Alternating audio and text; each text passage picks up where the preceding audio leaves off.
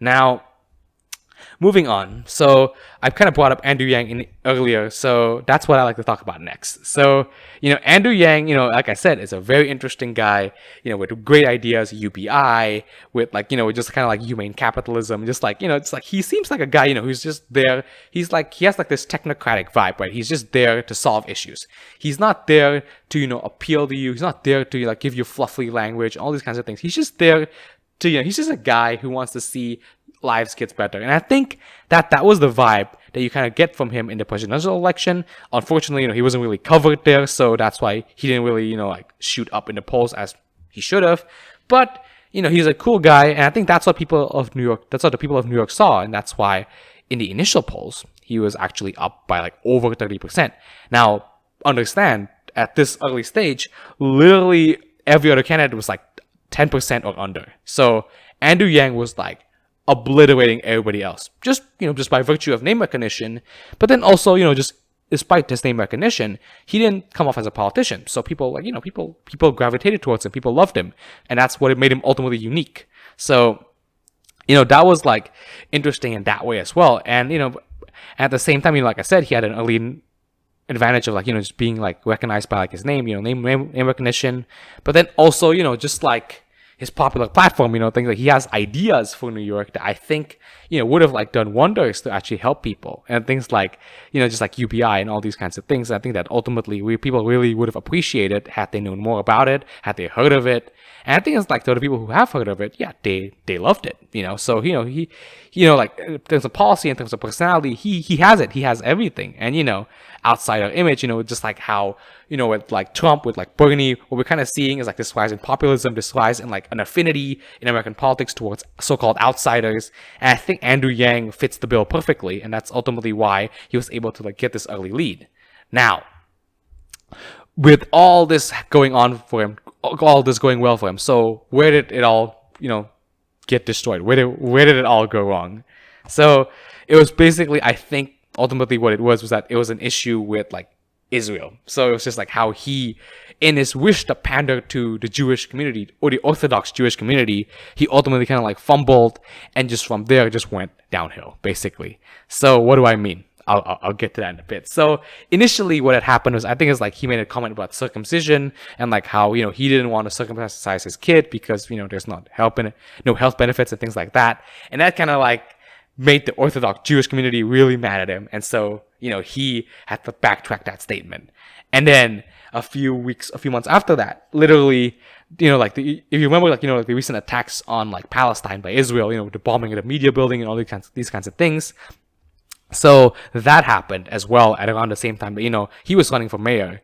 So he had to release a statement about that. Well, he didn't actually have to. See, that was also a big issue. That, in his wish to pander to Orthodox Jews, he felt like he had to put out a statement. So he did put out a statement.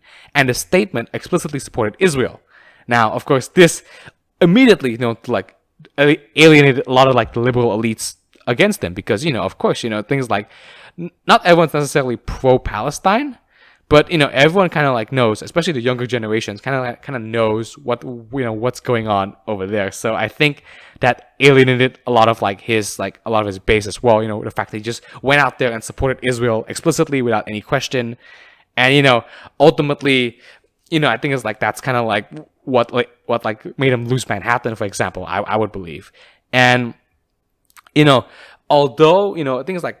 In doing this, he is somewhat right, because the Orthodox Jewish community is actually really significant. Now, in the case of New York, actually, what's interesting, that's like outside of like, I believe it's like Tel Aviv and Israel, I think New York City actually has like the world's largest like amount of Jews in any city in the world outside of Israel. So that's really interesting just in and of itself. And and just like how Jewish community is a very significant political force in New York. So I think, him in his wish to pander to them, it does make sense, But I think the issue with, just like pandering is that you kind of, when you don't do it properly, when you do it too much, you come off as a politician. And remember when I said earlier that people loved Andrew Yang because he didn't come off as a politician? Well, now in trying to pander to these Orthodox Jewish communities, he did appear as a politician. He crafted his statements. He he didn't lie, but he kind of said things in a way that was really slimy. It was really vague. He didn't give straight answers. He wasn't himself anymore, basically. And I think a lot of it is kind of chalked up to like, his over reliance on the consultant class, unlike his political consultants, these advisors that would say, oh, say this, oh, say that. And interestingly enough, I think in the case of Andrew Yang, he actually brought on a lot of like former Hillary Clinton advisors. So, and like, do you remember how Hillary Clinton ran her campaign to the ground? So basically, the fact that, he listened to these people, and I think, Elizabeth Warren as well, in the last presidential election, also like, this was also like a downfall where she tried to pander too much to people that she ended up losing herself in the middle of all that. So when you sound more and more like a politician, eventually, there's nothing appealing about you. You're just another guy. And even like a lot of like his popular policy positions, although he might have still believed them, he might have still wanted to implement them, people didn't know about it. Just simply because he just stopped sounding like the Andrew Yang we all know and love. So, with all of that happening, it's no surprise that ultimately, when in the first round of voting, he ended up in 4th place. Now, don't get me wrong. On top of him was like, Wiley, Garcia, and Eric Adams. So, these were all like, like some parts are like fully funded by like, Wall Street people and things like that. So, as an anti-establishment candidate, Andrew Yang did pretty well. 12%, like in the first round. But, if I'm being honest, he could have, gotten second, or he could have even won this race had he actually stuck to like what he was good at, had he stuck to actually what people actually loved him for.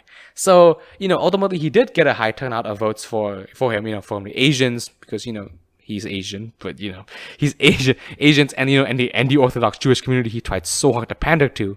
But you see, what had happened is because he didn't stand out, he got almost no votes from literally everybody else.